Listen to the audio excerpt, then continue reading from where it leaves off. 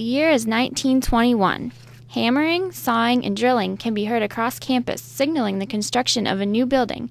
However, instead of adding compact shelving to McGill Library or installing AstroTurf in Harold Burry Stadium, the noises mean a new state-of-the-art athletic facility for students, complete with a gymnasium and a swimming pool.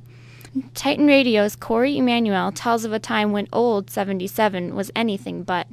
Completed in 1922, Old 77 provided students with a much-needed facility in which to hold varsity athletic events. College historian Paul Gamble remembers back to times when the building wasn't so old. It was not Old 77, of course. It was the new gym, and it didn't have a name except the new gym. It was a gym. Gamble, whose family ties to Westminster date back to the founding of the college, was only 10 years old when he first visited. He remembers the first visit especially well because students at the time were in a frenzy campaigning for a new gymnasium. There's an interesting story about how Old 77 came into being. It was tied in with the beginning of student government at the college.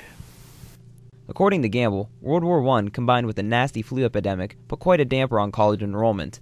One incentive the president at the time used to boost student morale and enrollment numbers was the promise of a new gymnasium. Their slogan was 200 new students by next fall and a new gym by the next year.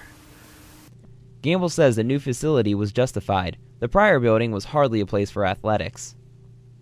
The students were understandably anxious to get a gym because all they had was, it was a building about the size of a house.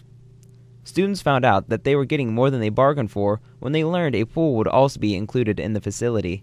Joe Ferris, swim coach from 1938 till 1943, has fond memories of coaching his conference champion swim team in the Old 77 pool. It was 60 feet long and 20 feet wide. Ferris's only complaint about the pool was the diving board. The biggest problem was that the ceiling was too close to the diving board. Although Ferris was the swim coach, he recalls never missing a basketball game. The team was the pride of the school at the time, beating top-ranked teams such as Duquesne and Pitt. Their 77-game winning streak in the gymnasium from 1945 till 1951 is the origin of the building's historical name. Information Director Justin Zackel explained that the gym's size might have given the Titans an advantage.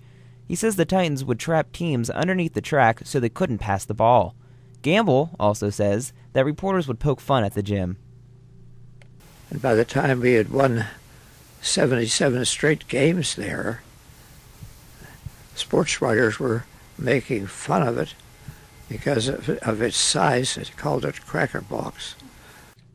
Although Old 77 is no longer a varsity sports spectacle, it has served many purposes throughout the years. It's been a busy, useful place ever since that day back in 1921 when they opened it up. It's just been a very useful building. Gamble recalls having classes in the gym after the old main fire of 1927. During election years, mock conventions were also held in the gym. Today, the building is used mainly for intramural sports. It also houses the Marge Walker Workout Center. The pool is now a dance studio, leaving most students boggled to how a pool was ever crammed into the tiny room. Although the building's title may deem it to be old, the facility's rich history allows it to remain a lively part of campus. I'm Corey Emanuele with Titan Radio News.